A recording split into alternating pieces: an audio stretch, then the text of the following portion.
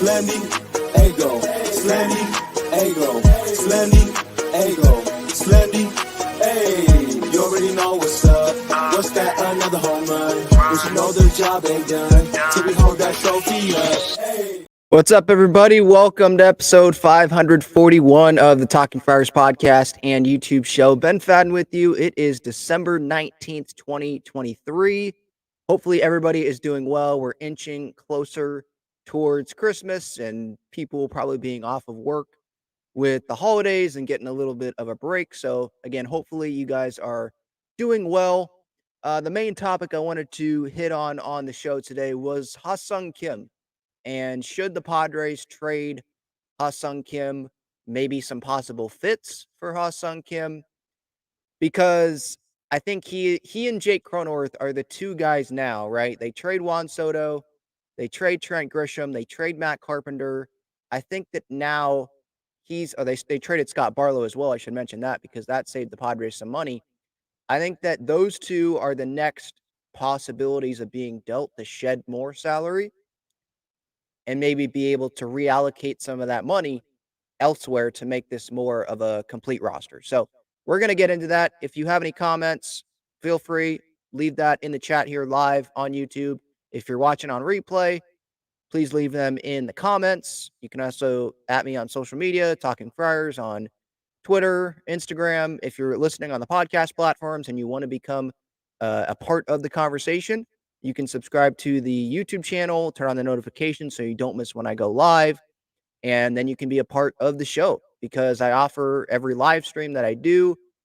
You can click that link pinned up at the top of the chat if you want to join the show and give your thoughts on whatever you have on your mind about San Diego Padres, and today mainly about Ha-Seong Kim. So before I get started here, there are no rumors about Ha-Seong Kim being dealt. At least that I have seen. There's nothing like, oh, the Padres, they're shopping him. They want to trade Ha-Seong Kim.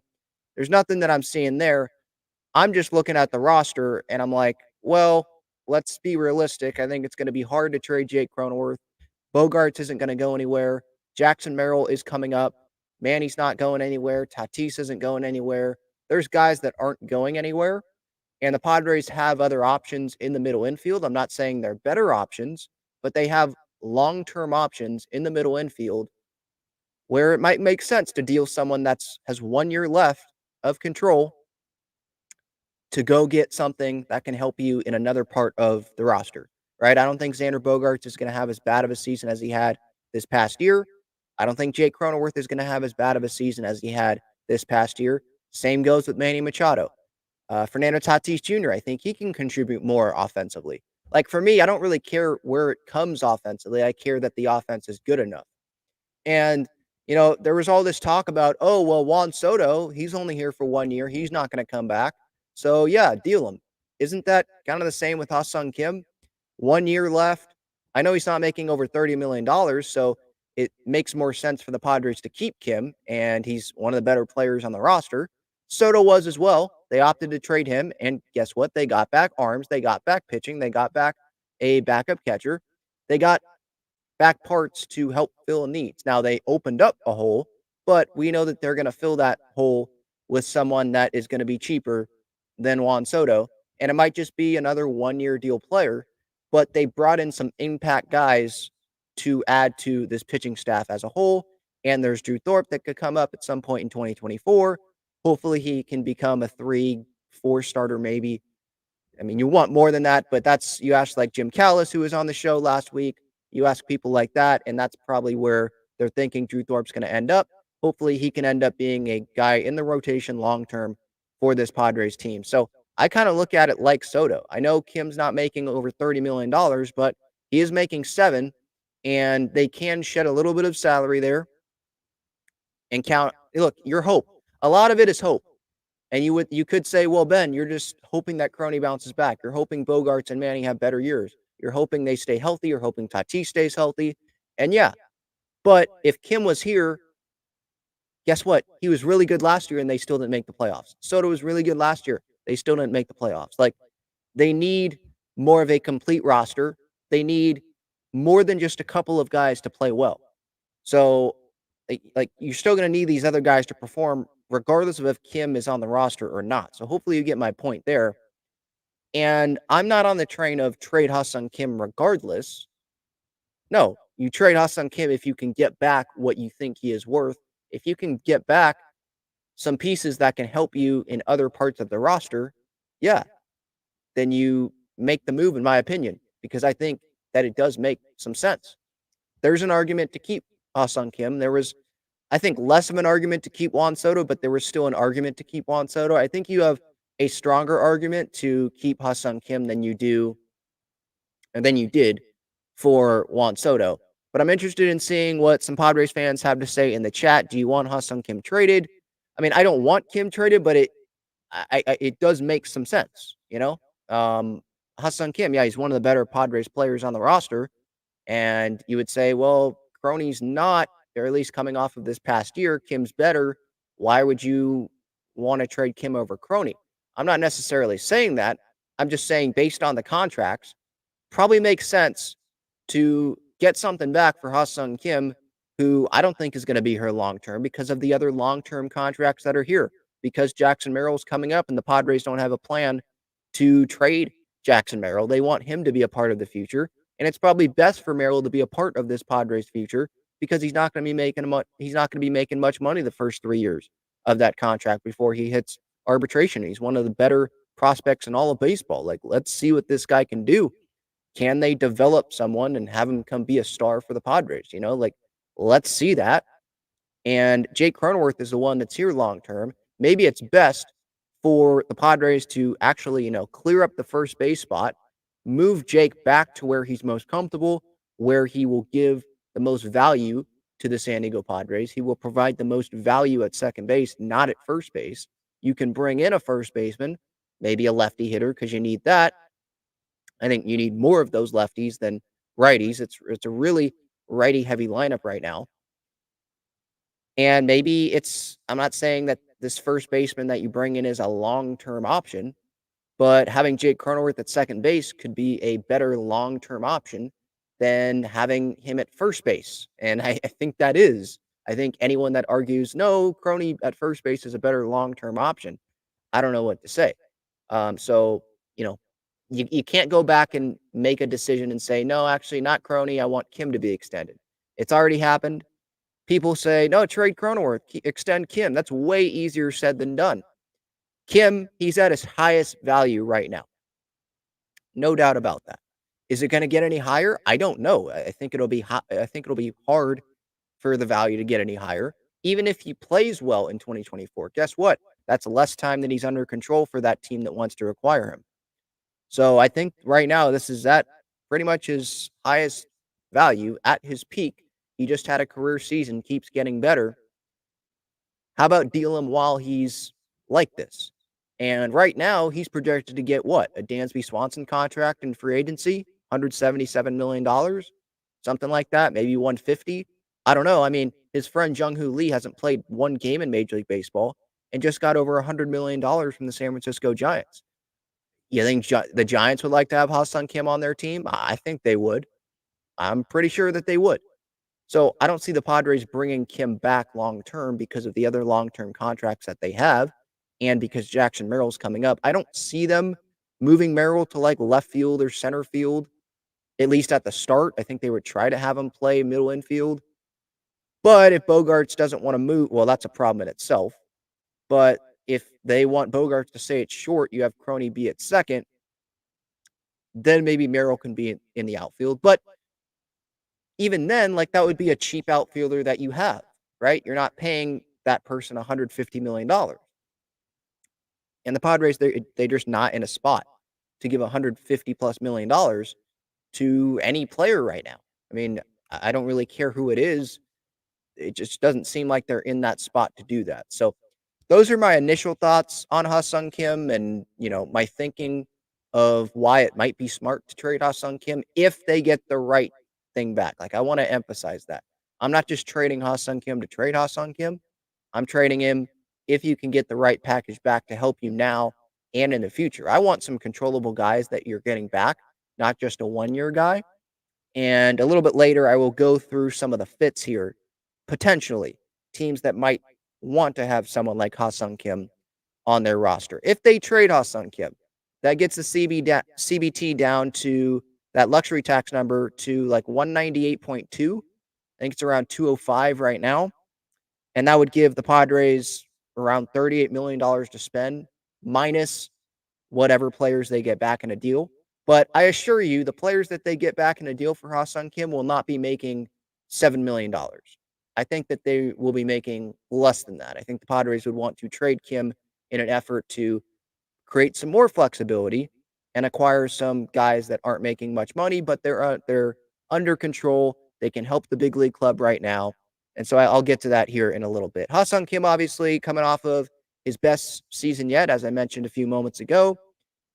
Best position player on the Padres in WAR, 5.8, according to Baseball Reference this past season. Career highs in games with 152, home runs, 17, RBI, 60, average, 260, on base percentage, 351, slugging percentage, 398, OPS, 749, and OPS plus 110. He won the utility Gold Glove. He was a finalist for the Gold Glove at second base. I believe that went to Nico Horner. So you might be like, Ben, you're just listing a bunch of stats and you're backing up why Ha-Seong Kim could or should be on the Padres in 2024.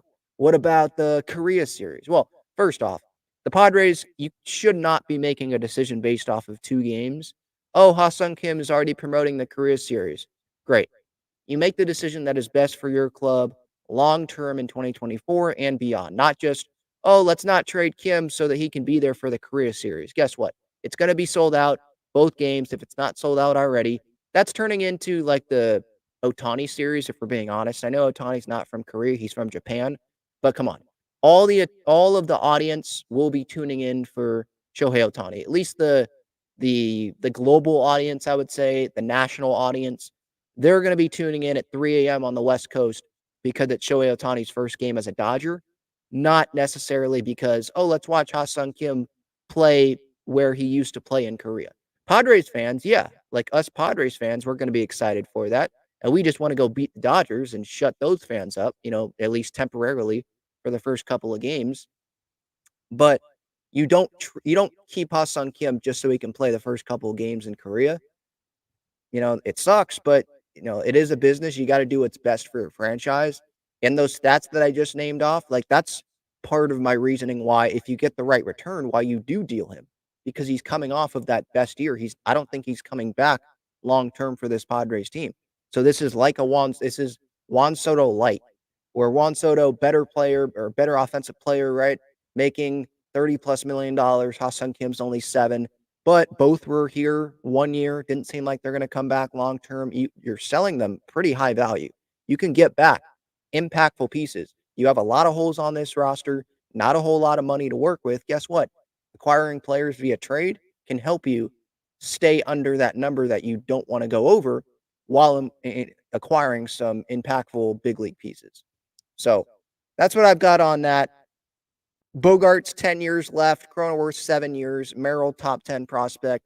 He'll have 6 years when he comes up.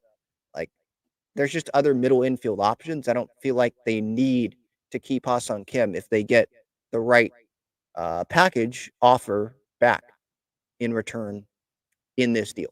All right, quick break. I'm going to get to the chat, obviously, here in a little bit.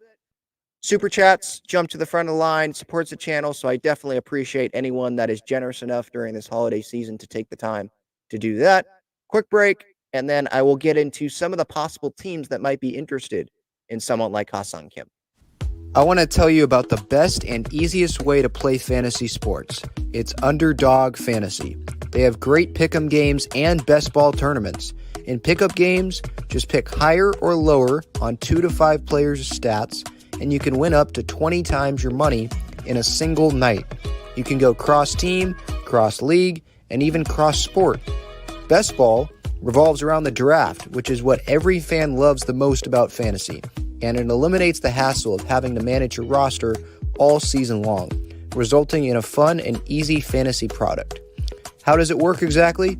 You enter a contest where you participate in a snake draft against other users. That lineup that you drafted competes against every other draft in the entire contest. The better the combined performance of your team, the more money you win.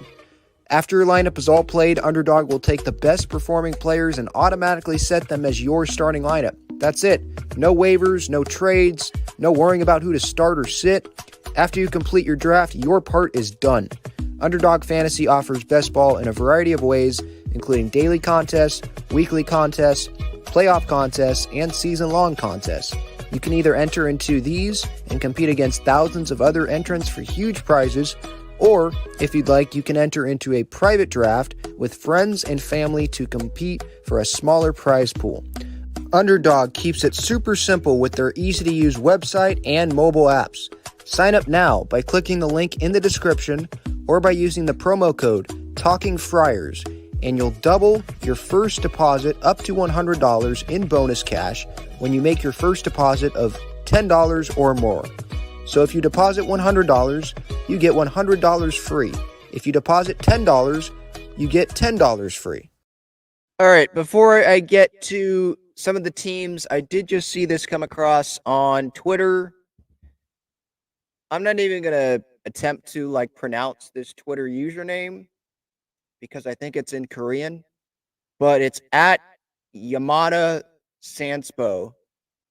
I guess I should have said I'm not going to try to pronounce the name of the Twitter, but the handle at Yamada Sanspo says Yuki Matsui, a left-handed reliever from the Rakuten Golden Eagles in the Nippon Professional Baseball League, is close to signing with the Padres pending a physical. Sources confirmed to Shanghai Sports. I've never heard of that. It's not a U.S. outlet, obviously. But Yuki Matsui, if that is true, close to signing with the Padres. He had a 1.57 ERA this past year. He's not a starter. He's a reliever. I think he would probably qualify as one of the maybe. I don't know. I'm not going to act like I know really anything about this guy. Maybe he would qualify as one of the higher leverage relievers. 1.92 ERA the year prior to that, had a 0.63 ERA in 2021. So, yeah, it seems like a really good reliever, but that is in the Nippon Professional Baseball League, I think. It says here Japan Pacific League. I don't know if that's it's probably the same league, just a different name. But coming out of Japan. And he has good numbers, but I'm not going to act like I know anything about him. So I guess I'll just move on from that. I just wanted to, put that out there. And if it comes to fruition, I will have more information on him as I dig more in and actually watch some video. But I have not gone deep into him, so I'm not going to speak too much on that. All right. Some teams that may be interested in Ha-Seong Kim. Some teams might not be the best fit in terms of what the Padres might want back. But these are just some teams that stuck out. I did this same thing with Jake Cronenworth a little bit ago, so you can go catch that episode if you missed out on that. The first team I'm going to mention, and these are not ranked. These are just looking up the teams in each division and just going through it that way. The Tampa Bay Rays. They don't have Wander Franco at shortstop. They're obviously always looking to contend, and it's only 1 year. It's not a huge contract. They have Junior Caminero, though, that I think can play shortstop. He can play, I think, some other positions. So don't know if it's the best fit, but I do know that they don't have Wander Franco. And it seems like the Rays always have pitching, but maybe be careful trading with the Rays. But what I've also said about the Rays is, well, look at the Blake Snell deal. Look at the Tommy Pham, Jake Cronenworth. Like, what came out of those deals? Like Luis Patino, we thought was like the big guy, right? And what has happened with him with the Tampa Bay Rays? Is he on the Rays anymore? I don't even know. Luis Patino, let's see here. He might be on another team. Looking up his baseball reference here. He's with the White Sox now. Okay. So, prospects are prospects until they prove it at the big league level, right?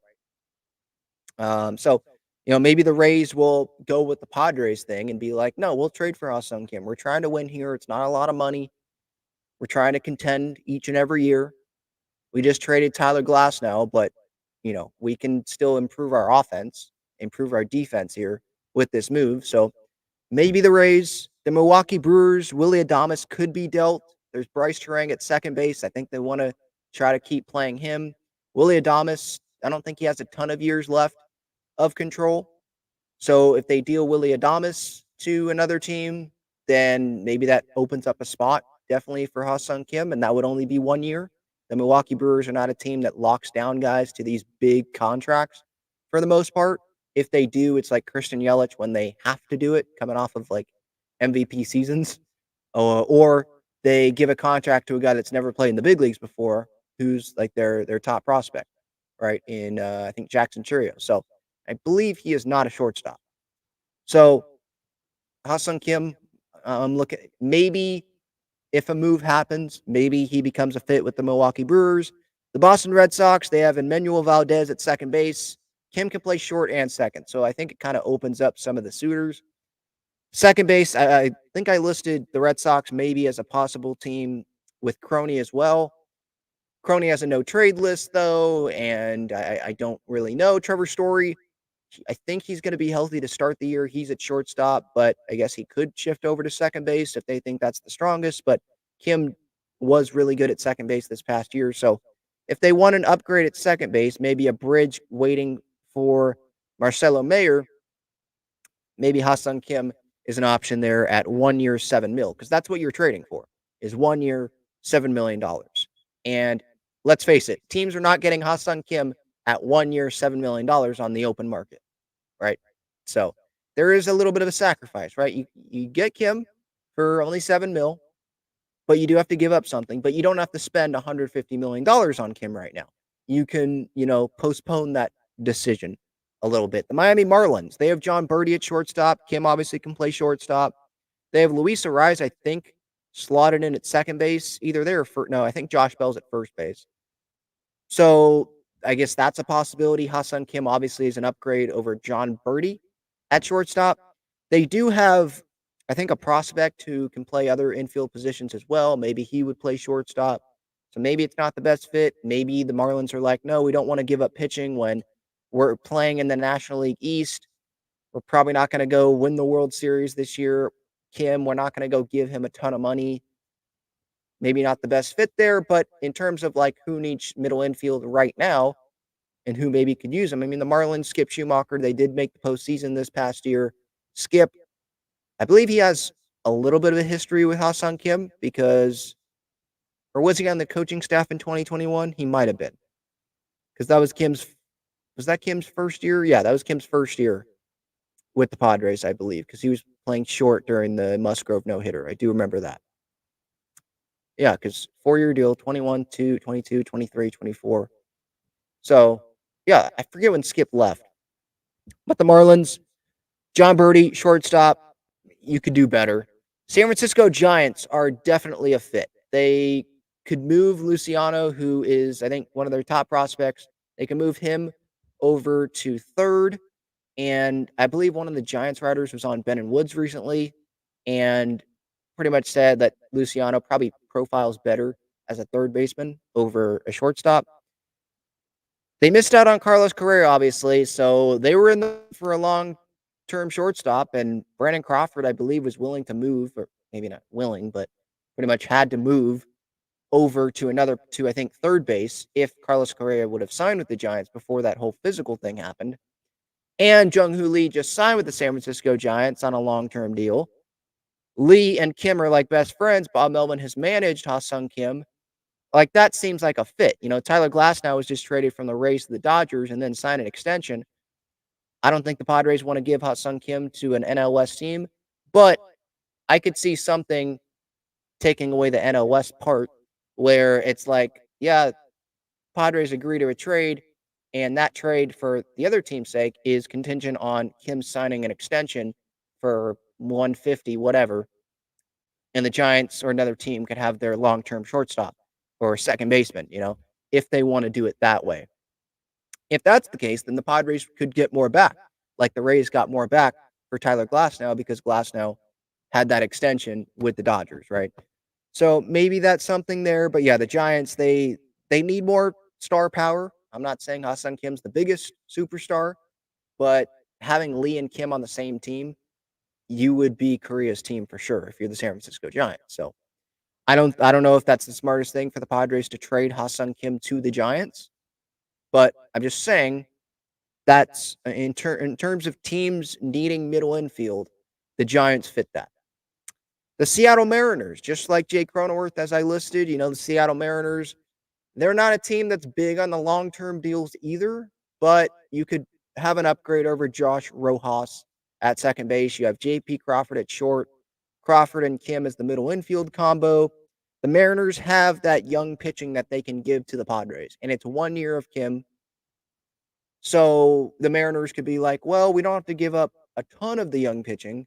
Maybe we give up one of them, and then we give up a reliever. Or if the Padres sign someone like Matsui here, then maybe the Padres only want a young starting pitcher and then they want a prospect on top of that. I think the Padres, though, 1 year of Kim, like Kim's a valuable player, so you want to maximize that value that you get back for sure.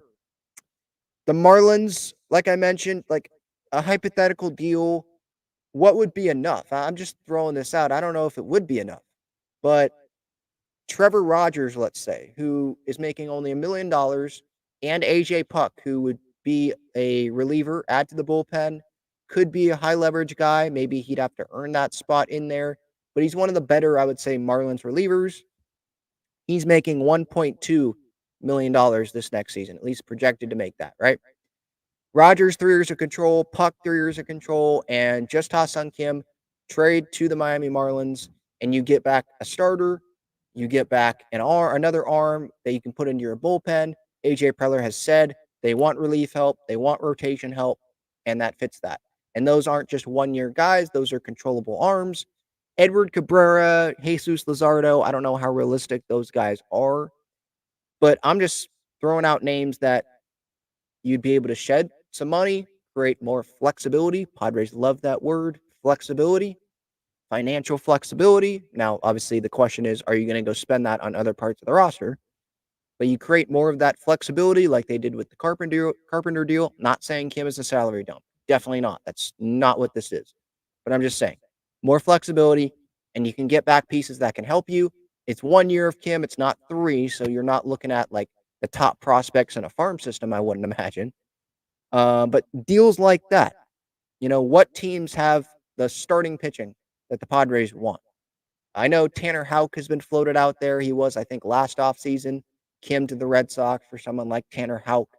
I think you need more than that if you're the Padres. Like, again, don't trade Ha-Seong Kim just for anything.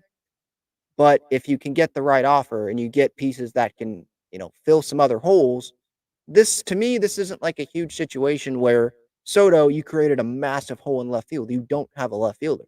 If you trade Ha-Seong Kim, you have a second baseman. Now, you need to go get a first baseman, but you have a second baseman in Jake Cronenworth that you can, put him back into a position that he's more valuable at, you know? Where at left field right now with Juan Soto, there's no one that you're placing in left field that, they have more value there in left field, Jurickson Profar is a free agent. Like, it's not like he's on the Padres. And don't try to compare Jurickson Profar and Juan Soto together, right? So yeah, those are some possible teams. If you have some other teams, feel free to let me know those teams in the comments. Ha-Seong Kim, again, there's no rumors of him being dealt, but I think just like some other Padres fans are saying, okay, who's next? Jake Cronenworth. Okay, it's easier said than done. This is a guy that will have a bounce back year, in my opinion. I believe in that strongly. He's better at second base and shortstop, really. But he's better at second base than he is at first base, value-wise. You can open up that spot, go get someone that's a lefty bat that can give some power there at first base. Ha-Seong Kim, he's not going to be here long-term, at least right now, financial-wise. I just don't see that. Guys that are coming up in the system, I just don't see it. And let's go get some guys that, if you get the right return, again, if you get the right return, go get some guys that will fill some other parts of this roster, and they're controllable names as well. And you can create some more financial flexibility to go spend on some other parts of the roster. That's how I'm looking at this. All right. let's go to the comments here. I'm sure that there's a lot of passionate Padres fans about this. Thank you all for joining me here on this, Tuesday morning, December 19th. We are less than a week away from Christmas. Hopefully, everybody is doing well. Let's start with Julian619 says, we just traded Soto. Now, why in the hell would we do this? There's still Cronenworth, Kim. Kim is too valuable on our team. So you're looking at it at the viewpoint of we just traded one of the better hitters on the team, the best hitter on the team. You want to trade one of the other better hitters on this team. Like, what are you doing? And I totally understand that. I think there's a stronger case, like I said earlier. I think there's a stronger case to keep Ha-Seong Kim than there was to keep Juan Soto. Just based on the money, like $7 million, the Padres, yeah, that's fine. But $30+ million, like they needed that flexibility. And, you're not giving Juan Soto $500 million. They never got to an extension offer, at least according to, I think, Dennis Lynn in The Athletic. I want to say maybe it was AJ Preller that like flat out hinted at that when he was asked by, I think, a member of the media at the winter meetings after that Soto trade went down. Like, did you offer Juan Soto an extension? And I think he essentially said, yeah, we didn't really get to that point, which kind of sucks, but not surprising based on where they're at financially. You're not going to go offer Juan Soto an extension and, oh, what if he takes it? And then you're screwed even more, But yeah, it's a valid point. Yeah, like Ha-Seong Kim, he's really valuable to this team. But also the case to trade Ha-Seong Kim is looking at it like, yeah, he's valuable to this team, just like Soto is valuable to this team. But there's value that you can put in those positions that he was at. And you could go get some other guys that are better suited for other positions. And you're not going to get this guy here long term. So you can get pieces back that are going to be controllable here for past 2024 and can help you in 2024. I guess that's the way that I'm looking at it. Mark says, if AJ doesn't plan to extend Ha-Seong Kim, then absolutely. Get what you can for him, even if it's a top/decent prospect or two. I saw/read somewhere that Ha-Seong Kim's value may be at 75 mil after he's a free agent, but I don't know. I think it's more than that. I mean, if you go look at Dansby Swanson and you compare him to Ha-Seong Kim before Swanson signed with the Cubs, like going into that offseason, and Swanson was able to ink $177 million from Chicago Cubs. Jung-Hoo Lee hasn't played in the big leagues, and what did he just get? 113 from the Giants? Like, there's a team that's going to give Ha-Seong Kim what he wants, I think. More than 75. Dansby Swanson was coming off of a year where he hit 248 with a 99 OPS plus. Ha-Seong Kim's coming off of a year where he hit 260 with a 110 OPS plus, won a utility gold glove, plays every day just like Dansby was going into that contract year. Or excuse me, sorry. My bad. That was the year before Dansby was a free agent. Dansby was coming off of an all-star year, won 162 games, 277 average, 114 OPS plus. So pretty similar year, I believe, Dansby's walk year that Kim just had. Now, Kim's not in his walk year. Kim's walk year is this next season. He wasn't in his walk year this past year, but we can't predict what he's going to do this next year. So what we can do is compare what he did this past year to Dansby's walk year. And so Dansby 277, 329, 447, batting average, on base percentage, slugging. And Kim was 260, 351, and 398. So a little bit better, power-wise from Dansby. So, Kim might get a little bit less than Dansby got, but it's going to be more than 75 mil. I'd be surprised if it was 75 mil only. Jung-Hoo Lee's going to get more than Ha-Seong Kim when Kim's played at the big league level and he keeps getting better. I don't see that happening.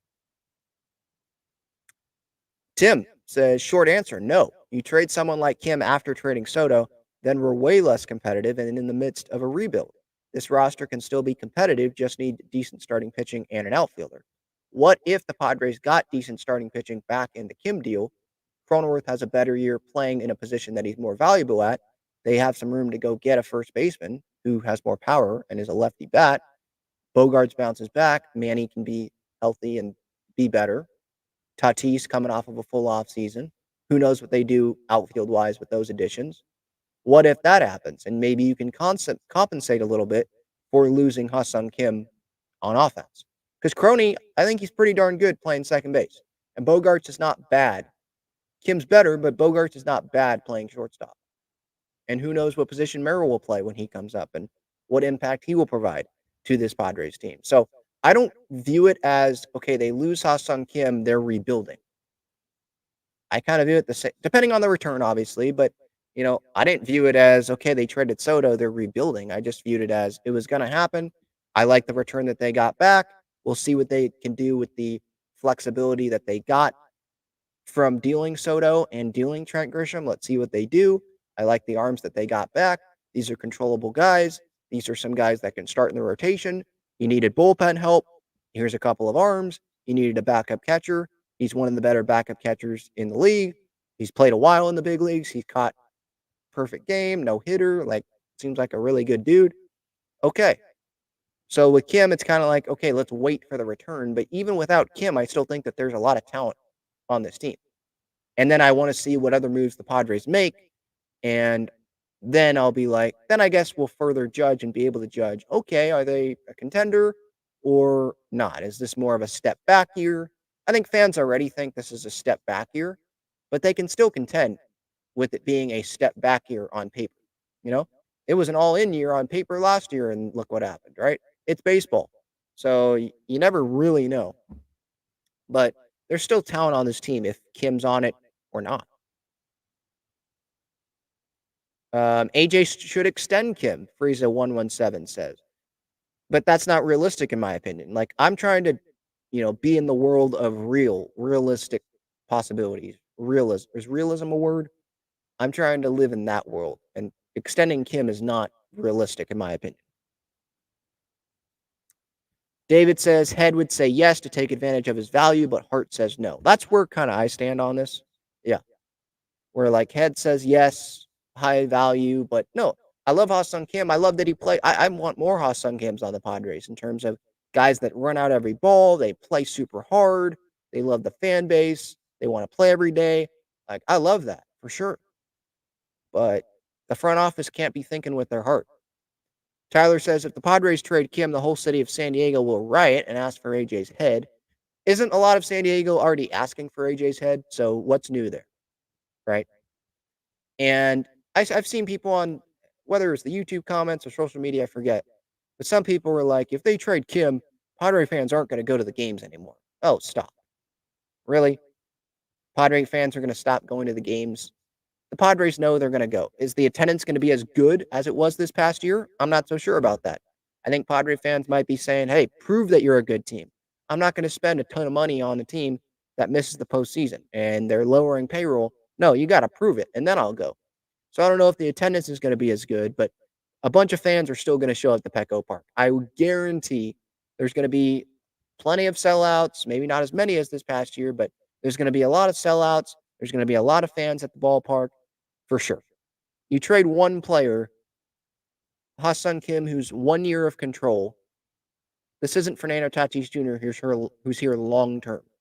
Where you're telling the fan base, he's here long term. He's a Padre for life. He's not going anywhere. That's not that. And then you trade him. This is not, yeah. Ha-Seong Kim, it's 1 year. I get it. He's a fan favorite, but there's other players on this team that are fan favorites. There's other players that can become fan favorites that get acquired, that come in. There's prospects that can become fan favorites. Like Padres fans, yeah, it'll suck, but we'll get over it. It's at the end of the day, they got to do what's best for the organization, not do what's best for Padre fans' feelings for 1 year of Ha-Seong Kim when he's probably not going to sign back long term.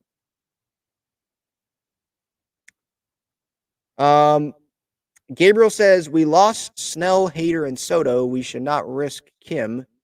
Well, guess what? They lost Snell and Hader because they didn't do anything. They didn't trade them. They were going to lose them anyway, and they didn't trade them before the deadline to get something back. That should be a lesson to, they traded Soto, they get something back. You trade Kim, you get something back. That should be the lesson to why you do deal some of these guys that not coming back long term. That's what I would say to that, Gabriel. Como says Kim should definitely be traded for a pitcher or an outfielder, heck, even a DH. We can't deal Crone with his contract, and second base is his position. Yeah, that definitely that second part. I don't know if I would trade Kim for a DH, but I get what you're saying. Get him back for something that can help in another spot. Kim, second base is, or excuse me, Crony, second base is his position, and he's here long term. We can say all we want, trade Jay Cronenworth.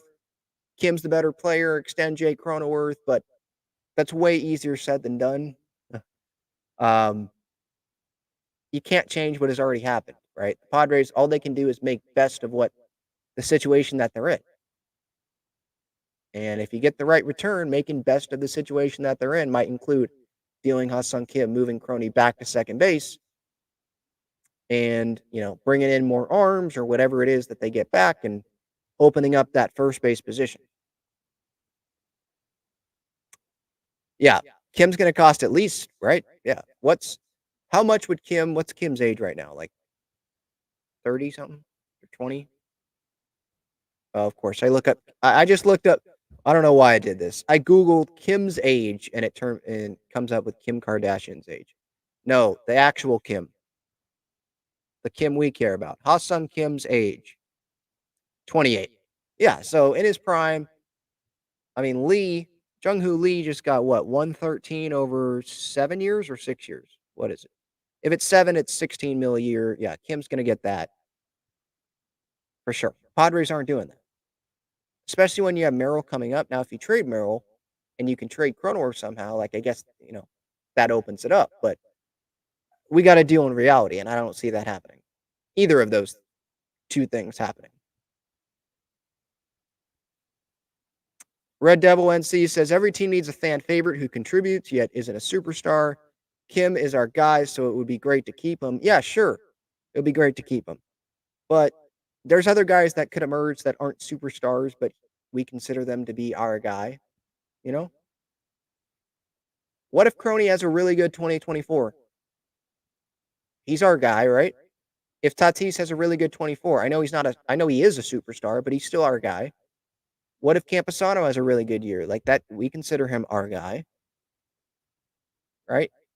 There's other guys. What if Merrill comes up and maybe it's not 2024, but 2025, he starts having this great rookie contract with the Padres? That's our guy. There's other guys. My point is other guys can come in and be our guy, Yeah, it sucks. It sucks that this is the position the Padres are in, but this is the position that they're in. Yeah, so if you missed this on social media, I guess the Padres, according to a report, they're close to signing Yuki Matsui, but until that's official or real reports come in, I don't want to make it seem like this is a fake report. I don't know who this is that's reporting this. It's not an American traditional outlet. It's not AC or Lynn or Passan or Rosenthal or Heyman or any of these guys. So I'm just saying, I'm just giving you the information. Yeah, they're close, according to this person's report. And he would be, it seems like, an impact reliever to this Padres team. So yeah, I would welcome it. I don't know how long of a contract it would be, what the terms would be. I'm not even going to get down that road because I just don't know. I'm not going to act like I know. I like being honest here with my audience. So if I don't know, I don't know. Let's see. Carl says we should not trade Kim. Kim is super valuable because he is very good defensively, not terrible offensively. Why are we getting rid of him? I'm not saying we are getting rid of him. I'm just saying maybe if should he get traded? If they get back the right return, should he be dealt? We're not getting rid of him. There's no reports out there that the Padres are shopping him or anything like that. I'm just bringing it up because he's one of the next guys that I look at on this roster that maybe might make some sense to deal. That's all. And no, he's not terrible offensively. He keeps getting better, actually, offensively. I just look at the contract, not coming back long term, other guys that can play middle infield. guys that are out of position that could go back to middle infield where they're more valuable. I'm looking at it that way. Red Devil NC, don't trade our top prospects. Yeah, they might have to though. Not Salas or Merrill, but or Snelling, but Lesko, let's say, for like a top starting pitcher, might have to do that. I guess it depends on the guy. I said yes to Dylan Cease because it's a couple years, not just 1 year. Padres' financial situation might look different in a couple years where they could have Dylan Cease long term. And if they don't, well, they had him for 2 years where you're trying to win right now. At least I hope the Padres are. And you could have Iriarte, Mazer, or one of them. If you have to trade one of them in that deal, okay, maybe you have to do that too. But hopefully Snelling can be impactful. You can make other trades. I don't think it would be the end of the world.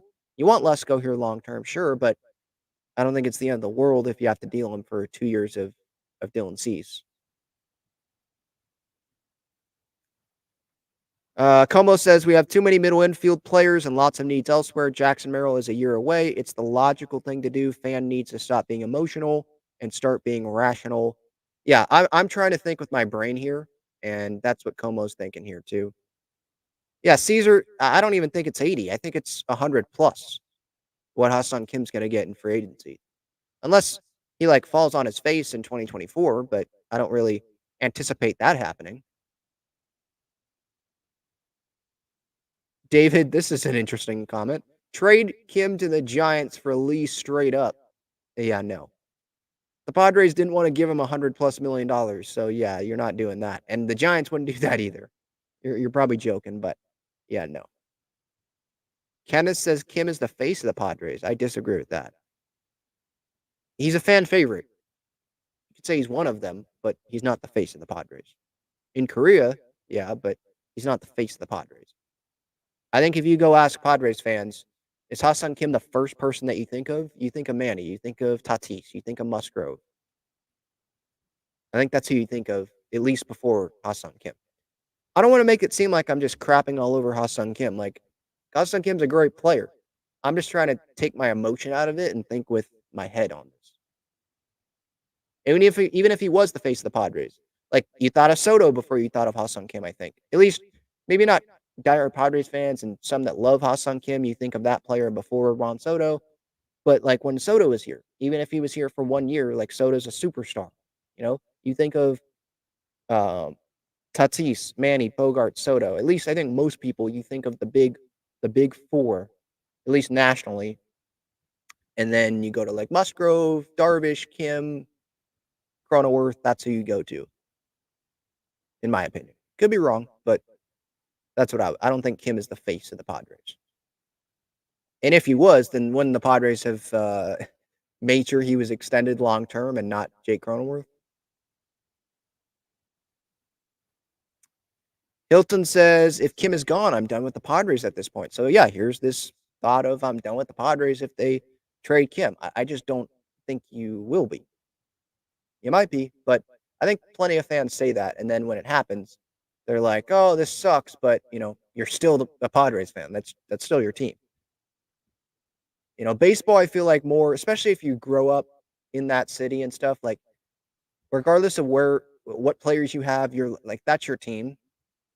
Where maybe there's some other sports where there's people that follow LeBron wherever he goes, or with soccer, maybe you follow a player wherever they go, or NFL, you're a big fan of this one player, so you're, in extension, you're a fan of that team.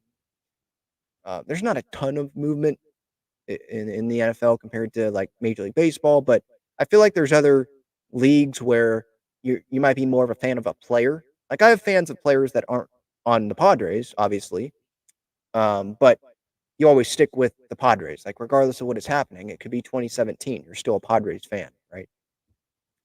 So I think it's easy for fans to say that, but I doubt that most fans will actually leave and be done with the Padres if they trade a guy that's on a 1 year contract that's not going to come back long term. And they could get back pieces that can help in other spots on the roster this year. And there's some other guys that could come up and help this team that are, top prospects in the system, there's a guy that's not a first baseman that can move over and play second base and provide more value to the team than he did this past season. I don't think you're going to be done with the Padres because they trade Ha-Seong Kim. Like, were fans done with the Padres because they traded Juan Soto? I think some fans are pissed at the Padres, but they're not done with the Padres. Jay says, why would they trade Kim? He's the heart of the team. Well, like for the reasons that I've said already in this show, and there's other hearts of the team. Like I think Musgrove is one of the hearts of the team. I think whether people like Cronenworth or not, like I think he's one of the hearts of the team. He's one of the leaders of the team. Manny, heart of the team. I think that's hard to say. He's the leader of the team. And I think some fans would like him to, be more a heart of the team. And, lead better by example with some of the stuff, not just showing up and playing every day, but by some of the other stuff. But regardless of if he's the heart of the team or not, like that goes back to you're thinking with your heart, not thinking with your head, I see John, he wants to come in. John, what's up, my man? How's it going? Nothing much. I should be writing an essay right now, but then I saw you were on, and I was like, well, you know what? I got an opinion to say about I Ha-Seong Kim. appreciate that.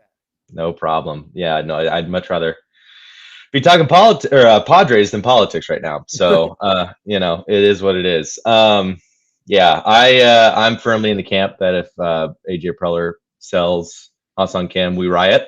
I want his head, and that's that. But we already don't a lot of. Well, no, I shouldn't say we. I'm a fan of. I'm a fan of AJ, but I also think that he's gotten too many shots. If that makes sense, like he's. oh I understand the position that he's in, yeah, and I like some of the moves that he's made. He's made some bad moves as well. yeah. Some of the experiences that we have had in the past, we wouldn't have experienced, I think, if AJ wasn't the GM. So I have some, thinking with my heart, some feelings for AJ, but at the same thinking with my head, yeah, I should, too many chances probably, but we don't have a chance. We don't have a choice, I should say, with this. Like he's the guy. And yeah, I think that yeah, if we riot if Kim's gone, like, yeah, they'll be outraged on social media but the Padres, they're still your team and you're still gonna support them and the Padres know that. Listen, I moved up to the San Francisco Bay Area in 2014, and I got to see what a town really rallies behind a team and the parade and everything like that. And boy, oh boy, was I jealous. And you know what? It's a very tantalizing thing to ditch your team, but you know what? You got to stick with your team. That's what you are. I mean, I grew up a Padre fan, and no way am I going to change that. But regardless of what happens or whoever is the GM, I mean, the team will still be the team no matter what. Yeah. But I think in terms of Ha-Seong Kim, I think it does make sense to trade him, unfortunately, as the case may be, because quite frankly, AJ Preller has already made his wish that they want Jake Cronenworth. They signed him to a long-term deal, got him for cheap, and that's unfortunately the truth. And Ha-Seong Kim can provide a lot more value. Like you said, it's Juan Soto light, basically, where he can provide some sort of value in the short term, possibly long term, as well. That being said, I kind of want to touch upon the fact that Ha-Seong Kim is valuable on a business standpoint for the Padres as well, because San Diego, while it is a small market team, there is opportunity for Ha-Seong Kim to bring in more people into the market, i.e., Korea, essentially. So, obviously, Shohei Ohtani is the big guy. I would not be surprised if we're going to see a lot of Ohtani jerseys in Korea. I wouldn't be surprised. I hope to go there, actually. That's the big plan for me. But I think at the end of the day, there is that distinction between Japanese and Korean players and stuff like that. And I think Ha-Seong Kim does provide a certain business value to the Padres organization of expanding their market beyond. Yeah. What I would say to that is, wouldn't the Korean fans have already jumped on the Padres already because Kim's been here for 3 years? Possibly. And But I mean, with Kim, here's another point before I let you go. With Kim, the Padres, they didn't win last year. They needed to take out a $50+ million loan. Like, just because Kim's on the team doesn't mean that they're bringing in money from the Korean fan base, I'm sure, and from ads and stuff, but that doesn't mean that, oh, they're in a great position financially because they have Ha-Seong Kim on their team for 1 year. Like, we can't I'm not saying you are, but just to the audience, we can't compare Ha-Seong Kim to, like, Shohei Ohtani's popularity, where with Ohtani, okay, you keep him on the team for 1 year. I think the Angels should have traded him, but you keep him on the team because of how much money you're getting from Ohtani. With Kim, it's nowhere near that, in my opinion. I don't know the numbers, but it's not anywhere near that in terms of, like, the marketing money that you're getting. So I'm just looking at it from my brain perspective, not with my heart. Like, I love watching Ha-Seong Kim. I love how much he hustles and all that. But if you get the right return, I just think it makes sense.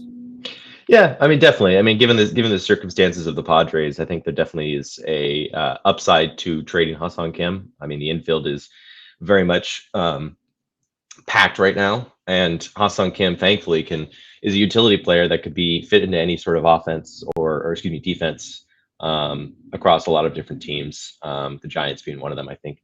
But again, I think to that point, yeah, it may not be substantial, but I imagine there is a significant change, or there is a significant amount of money coming from Korea in order for the Padres to make it worth their while to keep Ha-Seong Kim in a way. You know, I don't think, yeah, it may not be to the significance of Shohei Ohtani. I mean, that guy's a superstar in probably most of Asia, but I imagine there is some sort of value to having Ha-Seong Kim on your team that expands your market beyond San Diego. And I think it's definitely worthwhile considering that also they're going to Korea. You know what I mean? I wonder why the MLB decided for the Dodgers and the Padres to go to Korea. You know, I mean, I think the MLB definitely sees some sort of market value to having their Korean player play on an American team in Korea. You know, it's much like Ichiro Suzuki going to, you know, Japan and playing Yep. there. So, you know, there is, I wouldn't discount his business value per se is what my main point, I guess, is what I'm trying to get at. And then on top of that, I just love the guy, Ha-Seong Kim. Oh man, he's just like the fact. I feel like he's like the prospect that we really. He's like the prospect we want. You know, like he didn't come in our farm system, whatever, but he came. He started with us, and he moved his way up. You know, and I think that's why we like him so much. You know, because he's just some different guy with a different background or whatever. But I think just because he was our guy, you know, and we picked him and stuff like that. But I think also expanding upon that point is that, you know, AJ Preller is in quite a bind with financially. And I think that we are going to have to see AJ Preller's scouting abilities really kind of play out this year in terms of getting all these different prospects and in terms of just kind of utilizing the farm system that he has built in the last couple of years. I would not be surprised if we're going to see a lot of new names coming in the hitting order. We've already seen that in the bullpen, but I mean, this is where AJ Preller, quote unquote, is the best. He's a good scout, not a good general manager. So I think that we are going to see the antithesis of what his scouting abilities are able to do, I guess. And we'll see. I don't know. What are your thoughts on that? Yeah, you're right. I mean, because AJ this offseason, he doesn't have a ton to work with, and that's also part of, like, you don't have a ton to work with, and these free agency prices, my goodness, this is not the offseason to not have a ton of money to work with Yeah. in free agency. So that's why I'm like, well, you have a valuable asset, which helps you win, but you have a valuable asset that you can fill that position with other guys that are playing out of position, by the way, at least one of them. You have a top prospect coming up, and you have a lot of holes on this team that you're probably not going to fill all of them to your level of, satisfaction all in free agency. Because if we look at, like, the luxury tax, right? 237 Padres, they have, like, what, a little over 30 million to spend or something like that, whatever. Like, or barely over 30, whatever it is.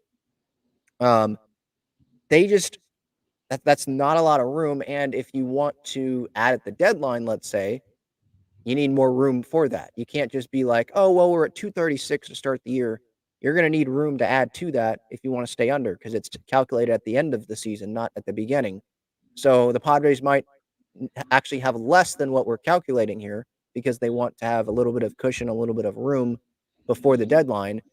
So again, that makes it even worse financially, free agency wise. And pitching is what we're noticing here, right, as being expensive this offseason. And that's where the Padres definitely need more of. So it's just the trade route. And when you like Soto, they capitalized on it. And Kim, I think they have an opportunity to capitalize on it if the right return is there. I think they have to, with Soto, I felt like because of how much money he was making, it was kind of like, well, let's hope we get the best offer. But even if we don't, you're just probably going to have to deal him. With Yeah. Kim, I think because it's 7 mil, I think you have to really weigh, okay, are we getting more back in this deal than Kim's value or the flexibility and what we're getting back? Does that help us more than Kim or does it not? And if it doesn't, then yeah, you can keep us on Kim. I'm not like with Soto, I was more at like trade him, like just get the best return that you can, but you got to deal him. That just has Yeah. to happen. With Kim, I'm not at that point. I'm just saying if you get the right return, I think it does make sense to sell him at peak value, not because you're trying to rebuild this year, but because you're trying to reallocate this money into other spots of the roster. Yeah, I mean it's a good point, definitely. I think yeah, the bind that the Padres are certainly in financially is definitely one to figure out how the chips are going to fall later on this year. Um, but it's kind of interesting to put into perspective. I mean, this is going to be the fourth highest payroll in all Padres seasons, which is kind of nuts to even think about. Considering that like everyone's kind of looking at this with like utter confusion. Yeah. Of just like it's very. I think just putting things in perspective is really kind of humbling in a way. I guess I don't know. It makes you feel a little bit better. But I mean, that being said, I mean it's how you utilize the money is the real question. Yeah. What do you? I don't want to take up too much of your time, but I was wondering about your theory. I guess your thoughts on just like the theory that the Padres are kind of withholding their big spending till next year in order for better starting pitching for later. Do you believe that? I mean, or is it more of like, is it compete It, now, kind of compete for it's a Pete, kind of thing? Like it's a nice thing to believe in, I guess. I mean, I don't know. Because oh, we're waiting for the pitching and free agency to come next off season, but there's not going to be other big market teams that are going to want those guys. It's just going to, the Padres are going to be in good position. I don't know how much I buy it. And don't we want these Robbie Snellings of the world to come up and be part of the rotation? And this year, it's not like we're in the Dodgers spot where it's like, no, it's okay, we can save, and we're still going to be a really good team. And they didn't have like $50+ million loans were being reported taking out. They didn't have a death of their chairman, and now there's questioning of does this new guy coming in care as much about the team, which mhm, they don't. I mean, it's not a knock against Kutsenda, but no one did better than Peter Seidler. No one cared more about sure. actually winning. But yeah, it's something that I'd like to believe. Like, yeah, they'll go spend on Corbin Burns or who's the Japanese pitcher, like Sasaki or something that he's Oh coming out. yeah. I know who you're talking. I Yeah, can't like remember the name off the top of my head, but yeah, okay, so yeah, that's nice to think. But what, the Mets, when they're trying to actually go win, not this next year, but the year after that, they're not going to try to go do that. The Dodgers or the Giants or the Phillies or the Yankees or the Red Sox or other teams that are kind of waiting here because they're yeah, not in the best position. It's just going to be the Padres they're going to be in the spot to just, go do it. I want to believe that maybe they'll get one of those guys, but I don't see them doing like a Dodgers where they're intentionally doing this to save for next offseason. To me, it's yeah. like because what I'm reading is, well, no, like Major League Baseball is like, no, present us a plan where you're getting your money down so that you can be okay and not be requesting loans from us. I think that's what I'm seeing. And I just, yeah, it's great to reset the luxury tax because you don't want to be giving up the draft picks and the money that you're gonna have to pay if you go over again. Like resetting is good. There's good things for it, but that they're gonna go spend on Shane Bieber or spend on Corbin Burns, I don't know how much I believe that.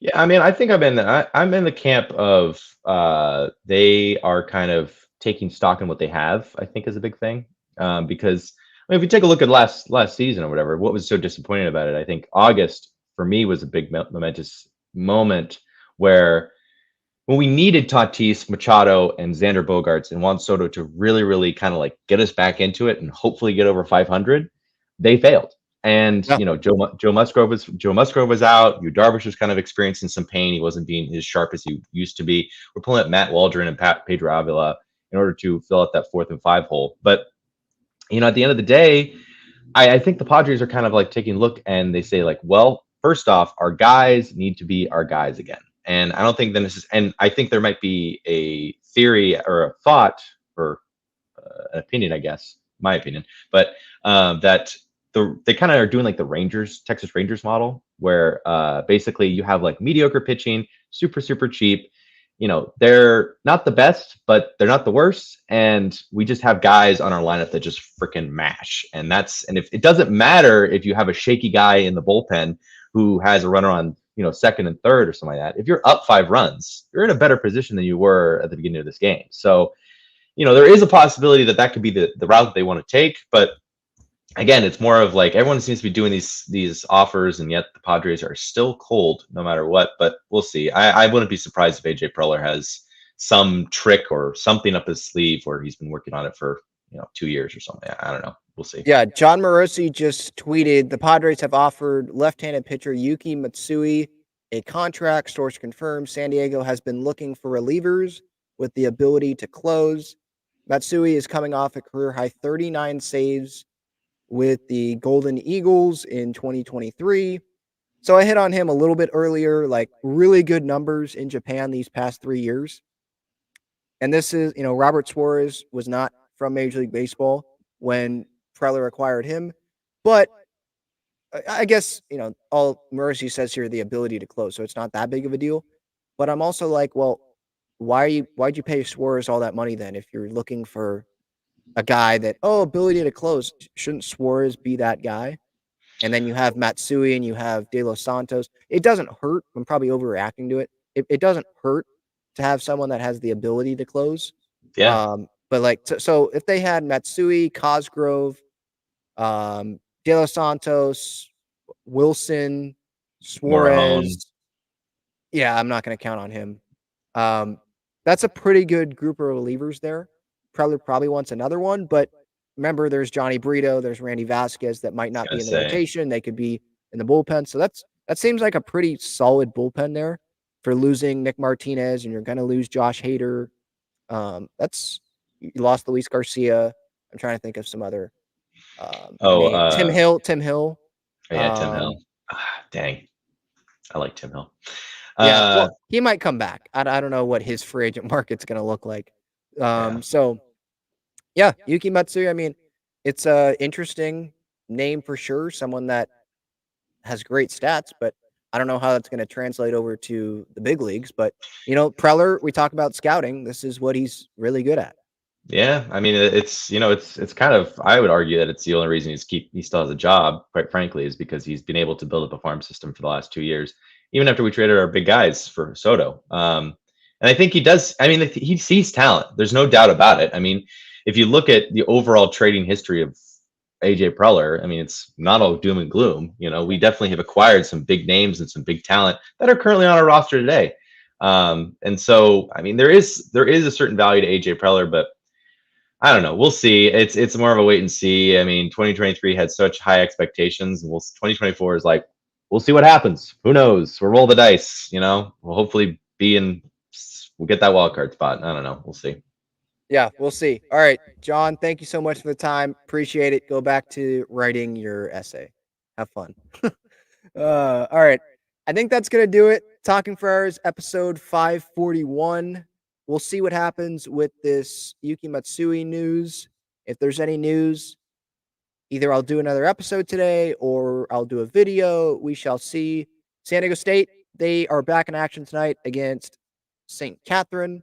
I think it's on your view, San Diego Sports 760 on the radio. And then they play Stanford on Thursday. So tonight, kind of a tune-up game there.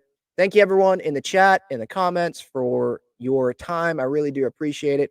SeatGeek, code Talking Friars, $20 off your order. please use that to your advantage. And Underdog Fantasy, 100% deposit match up to $100. Breaking Tea and Foco, it's getting late, so you maybe a little bit too late to get Breaking Tea and Foco, but maybe a late Christmas gift if you forgot, or you can just say, hey, it didn't get here on time. Not my fault. I can't control when the package arrives. But Foco has some good Padres bobbleheads, Breaking Tea, shirts, sweatshirts, Padres, Aztecs, Wave, and then Gaglione Bros, main sponsor of the show. Best cheesesteaks and garlic fries in San Diego. Great lunch, dinner spot. They're at Petco Park inside Snapdragon Stadium. They're on Friars Road, main location. Click the link in the description there for the website. All right. Thank you, everyone. Have a great rest of your day. See ya.